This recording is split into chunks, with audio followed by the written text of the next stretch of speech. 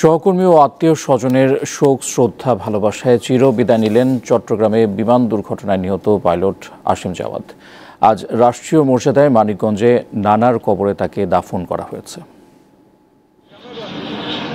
চট্টগ্রামে প্রশিক্ষণ বিমান দুর্ঘটনায় নিহত পাইলট আসিম জাওয়াদের মরদেহ শুক্রবার সকালে ঢাকা ক্যান্টনমেন্টে নেওয়া হয়। তার প্রতি শ্রদ্ধা জানান সহকর্মীরা। পরে বিমান বাহিনীর পক্ষ থেকে স্কোয়াড্রন লিডার আসিমকে গার্ড অব অনার দেয়া হয়। সেখানে তার দ্বিতীয় জানাজা হয়। এতে সশস্ত্র বাহিনীর সদস্যরা অংশ নেন।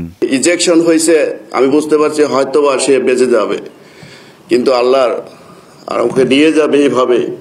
যেন আমি ঢাকাতেই ছিলাম, আমি শোনার সাথে সাথে আমি চলে যাই।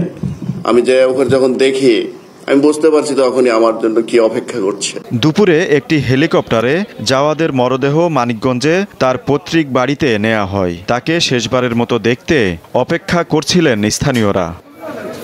মেধাবী ও চৌকস এই পাইলটের মরদেহ পৌঁছার পর তার পরিবারের সদস্য ও স্বজনদের কান্নায় ভারী হয়ে ওঠে পরিবেশ।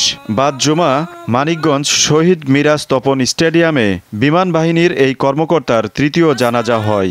এতে আত্মীয় স্বজন ছাড়াও দূর দূরান্তের অনেক মানুষ অংশ নেন। ফ্রেন্ড সার্কেল যারা আছে ওদের নিয়ে আমরা খুব মজা করতাম, এবং রিফাতের ব্যাপারটা আমি এখনো মাইনে নিতে পারতেছি না যে ও আমাদের মধ্যে নাই। বড় বৈমানিককে আমরা হারালাম, এই ক্ষতি অপূরণীয়।